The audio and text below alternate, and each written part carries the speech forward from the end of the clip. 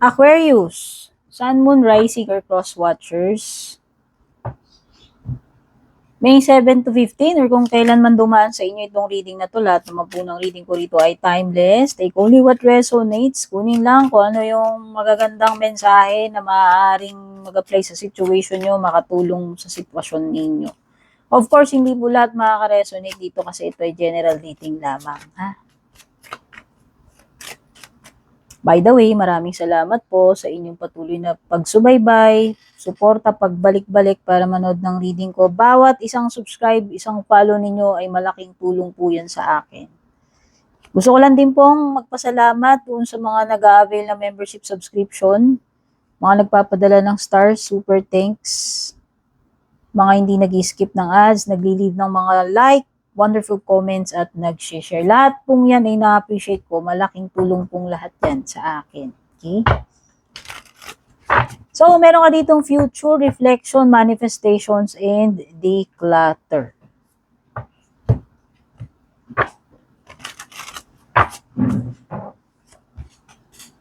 The High Priestess, Magician. Magician is Gemini energy. Knight of Wands, fire signs yan.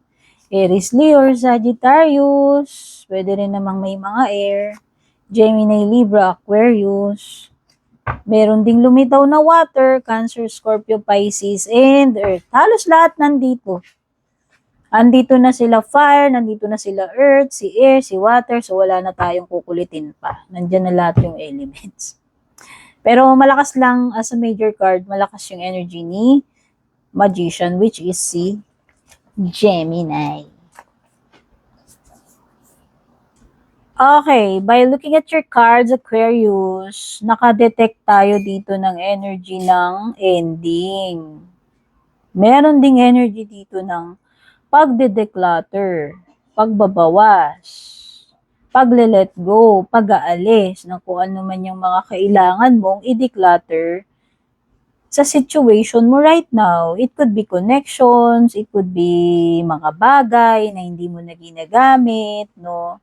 Kasi ang parang ang theme netong card mo na to is to simplify your life or your situation right now, Aquarius. So whatever decluttering na pwede mong gawin na makakatulong para mabawasan kung ano man yung mga dapat mong bawasan sa situation mo, sa buhay mo, yun yung gagawin mo, yun yung kailangan mong gawin, no? And meron din kasi ako nakita rito na isa dun sa mga bagay na tinutukoy is friendship.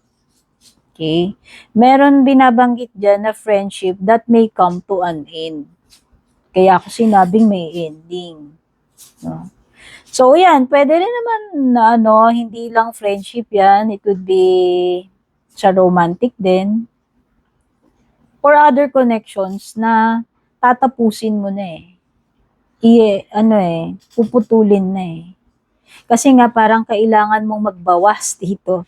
So, hindi lang mga bagay yung tatanggalin mo, may pagbabawas din sa mga tao. No? Na kailangan mo ng tanggalin sa circle mo. Okay? By the way, may lumilitaw din na energy dito ng pagta-travel, no, in the future or near future. Ayan, this card, sinasabi rito. You may travel daw. Ayan, lumilitaw din naman kasi si Knight of Wands, no, may mga knights dito, movement yan, pagta-travel. So, pwedeng may movement na or pag-alis, pagpunta sa ibang lugar, pwede ka rin daw mag-host ng bisita. Magpapatuloy ka Pwedeng may traveler. It's either ikaw yung traveler na yun, na magpupunta ka, magbabakasyon ka, ikaw yung patutuloyin. Or, pwedeng ikaw yung magpapatuloy ng bisita na yan. Or kung sino man tong traveler na ito. Kaya, this is a good sign for those of you na gusto ninyo mag-travel or mag-abroad, punta sa ibang lugar. Kasi, malakas yung energy dito ng pagta-travel. At kung ibig sabihin, mako-host, ibig sabihin, kung magta-travel ka doon or pupunta ka doon para mag-work, meron kang mapupuntahan eh, may tatanggap sa'yo eh, kasi may host. So, that's a sign na maaari kang, magkaroon kagad ng malilipatan, mapupuntang trabaho, o matitirhan, o if ever, na nagpaplano ka ng mga ganon in the future. Okay? So, yan. Yung iba dito, magkakaroon kayo ng deep reflection sa buhay ninyo, sa circumstances ninyo, and also pagdating doon sa mga connections ninyo. Like, sabi ko nga parang magkakaroon ka ng decluttering or pagbabawas ng mga tao sa circle mo. And merong magagandang manifestations dito. Speaking of manifestations, no, lumilitaw si Magician. So, itong dalawang barahan na to, isa confirmation, go signal, pagdating dun sa bagay na yon. Na kung ano man itong mga minamanifest mo, nandun yung possibility na unti-unti nang mag-materialize yung mga minamanifest mo na yan. But syempre, itong manifestations na to ay useless kung wala tayong ginagawa. Tama ba? Ang sinasabi rito, merong bountiful time na napaparating sa'yo. Your wishes could manifest right before your eyes. O, diba, bongga? Sabi ko nga, kung ano man yung mga minamanifest mo na yan, wini-wish mo, may maaaring magkaroon na ng form or magkaroon na ng katuparan. Okay? Kaya iba, minamanifest nyo dito, makalipat kayo ng ibang lugar, makalipat kayo ng trabaho, makapag-abroad, makapag-travel. Andun yung andun yung energy na matutuloy yung pagta-travel mo na yon, no? Especially overseas kasi may binabanggit doon na pagta-travel sa ibang bansa. And kung sabi ko nga, kung tutuluyan at tutuluyan lang din, merong tatanggap at tatanggap sa'yo, may magpapatuloy sa'yo. Tiraan man niya, bakasyon, trabaho. Okay? Magandang sign yun. Andyan yung magagandang manifestations eh. Kaya nakikita ko nga rito, itong pagde-declutter mo na to, kung ano man yung mga tatanggalin mo na yan, magbibigay yan ng panibagong space ng mga positive energies na paparating kapalit na itong mga bagay na to na tatanggalin mo or ng mga tao na yan, i-declutter mo. Okay, mapapalitan yan ng mga new connections, new experiences, new opportunities. Di ba? So, ano pa? We have here the King of Pentacles. Wow, this is a sign ng stability. Anong sabi doon? Bountiful. Wish come true. Diba?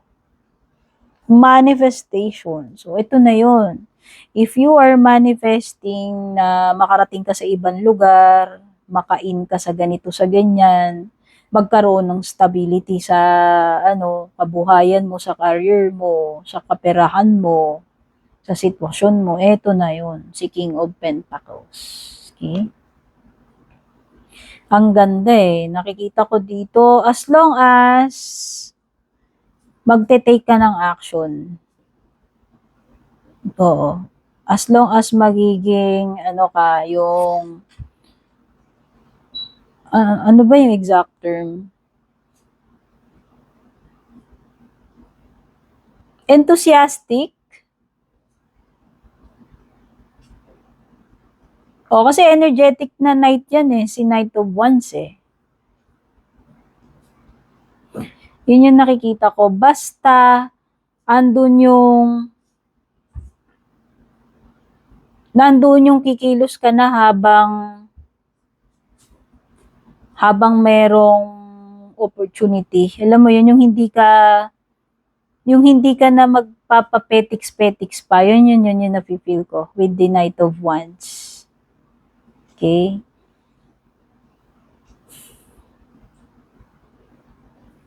Ang ganda, yung Magician na yan, magandang pagbabago nga pala yan. Kung di ko pa nabanggit, kasi si Magician marunong mag-transmute yan eh. Magician nga, di ba? So, kung ano yung i-manifest niya, yung rose pwede niyang gawing rabbit. 'Di ba gano'n naman yung mga magic show? Kaya ang nakikita ko, andun yung magical time na kaya mong i-transmute, baguhin yung sitwasyon. Nandun din yung magical time na makakapag-create ka talaga kung ano yung naisin mong i-create. So, para sa akin, maganda to. So, ito yung mga pagkakataon na, alam mo yun, sasamantalahin mo. While the magic is there, di ba? While the opportunity is still hot, kasi andyan si Knight of Wands. So, ano pa? Pagdating sa pera, wala akong nakikitang problema sa career, sa opportunity, sa mga pagbabago, sa pagta-travel. Ang gaganda. Parang kay Sagittarius, sino ba yung binasa ko bago ikaw? Si Capricorn. Ang gaganda rin yung mga cards ngayon. Panoorin niyo yung kay Capricorn. Maganda rin yun. Kung may Capricorn kayo sa chart ninyo or yung person ninyo or family member ninyo. Kasi maganda yung reading niya. Maganda rin sa'yo, Aquarius, sa totoo lang. O, ano pa? Oh, sige, lipat na tayo sa love life kasi wala naman ako nakitang problema doon sa ano mo, mga manifestations mo diyan. So, pagdating sa love life mo nga, sabi ko nga, parang may connection dito na tatapusin na, magkakaroon ng pagmumuni-muni, malalim na reflection, tapos merong mga um, connection na maaaring mag-end. Okay?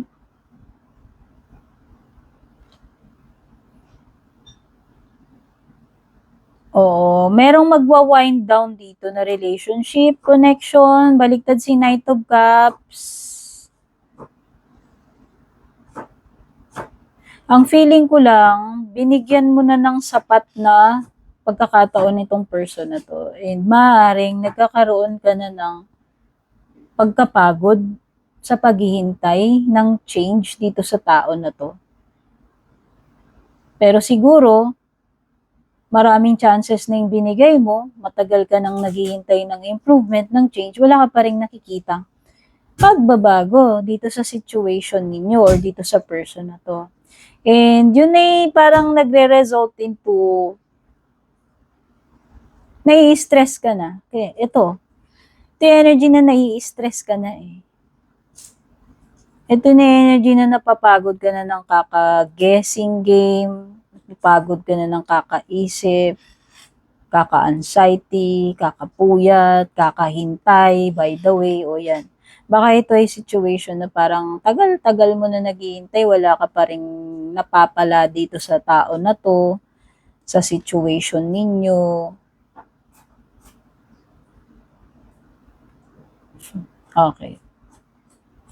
Pwedeng itong person na to, instead na binibigyan kanya ng peace of mind, wrinkles ang binibigay sa iyo. Okay, with the 9 of Swords. Or naghihintay ka dito sa paramdam. Kasi High Priestess parang ang tahitahimik. Hihintay ka, wala pa rin siyang ginagawa. Or wala pa rin siyang gagawing pakikipag-communicate, pag-amin, pagsasalita, pagtitake action. Yun lang yung nakikita ko. Kaya para sa'yo, may pressure, may stress na. Or nakakapagod ng maghintay. So, yan yung reading nyo sa ngayon. Godspeed, babush.